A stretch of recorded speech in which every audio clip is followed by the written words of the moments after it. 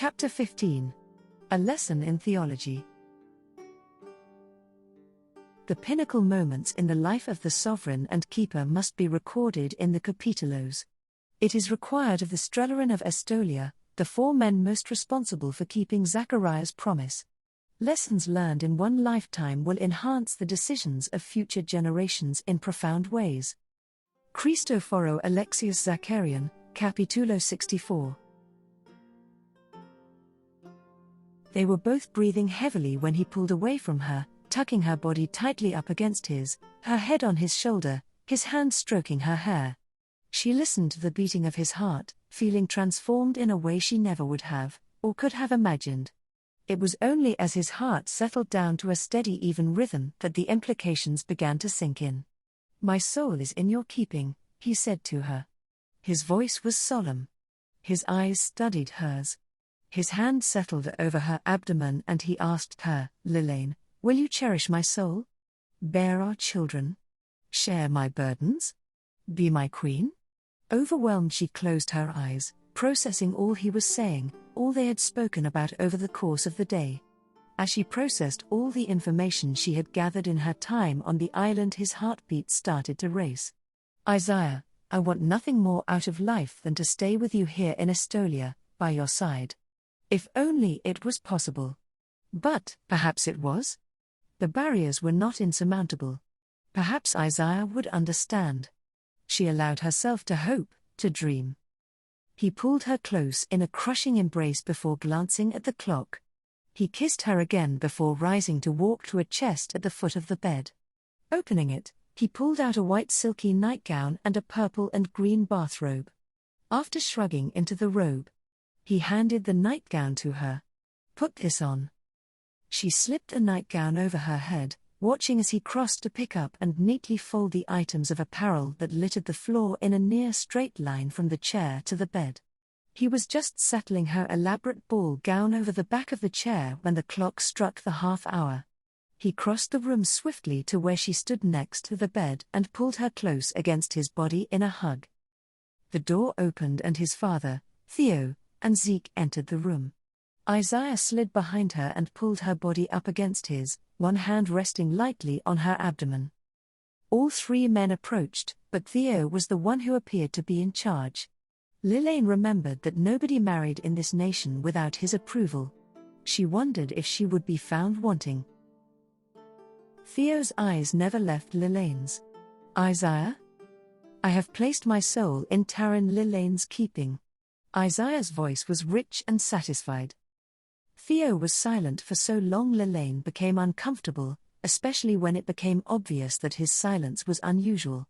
She could feel Isaiah tensing up behind her, and both the king and Zeke looked at Theo curiously. Finally, he asked her, "Have you accepted his soul, his burden, his seed?" "I have," she said, not sure if that was the correct response. Again, the silence was uncomfortable. The large standing clock by the door was the only noise, ticking in the background. To Lilane, it was like a doomsday clock, ticking down the last of her happiness. Theo's expression was inscrutable, unhappy. He looked like he was preparing to tell someone they lost a member of their family in some dreadful accident. When she was certain she would be unable to live through any more silence, he turned to Zeke and asked, "When we blessed this woman, what one thing did you note above all other things?"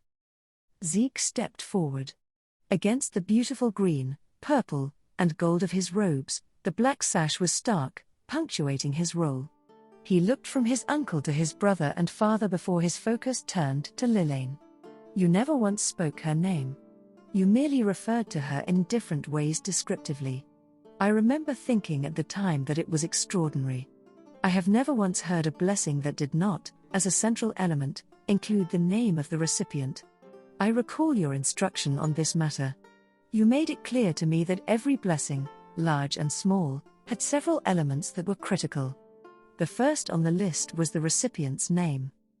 The blessing did, however, have all the weight of being direct from deity. The power that permeated each word was more than I have ever felt. I would swear every word was inspired, and know, therefore, that the lack of name had to be a part of that inspiration. You did not forget to use her name. To have Theo giving what appeared to be a lesson in theology in the middle of the night seemed incongruous.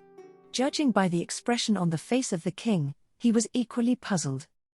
"Tell me, Zeke," Theo said, "why was her name not included?" His eyes widened and he looked at Lilane in shocked disbelief, before looking at his uncle and blurting out, "Because her name is not Taryn Lilane." She felt as if her future, so brilliant and beautiful 10 minutes ago, shattered in that one moment. With Isaiah still standing behind her, holding her, she had no idea what she would see on his face if she turned around and looked at him. Theo had a faint smile on his face as he looked at Zeke. "I believe you were gifted with a deeper spiritual connection and perception than I was ever granted. When it is time to pass on the keeping of the soul of Estolia, you will guard her well." He turned and looked at her and said, "Your name." In a nation with no divorce, she knew she was lightly unacceptable. "I was born Lily Elaine Tirana. Lilane to my closest friends." If she was going to lose her heart, lose the man who still held her tightly, she did not care about keeping the secret, did not care that she was opening herself up to those who would silence her permanently. "Your age?" Theo asked. 24, was her rapid response. "You have never been to Alaska," Theo asserted. His eyes rose to Isaiah's. "Your soul is in her keeping? You have no doubts?"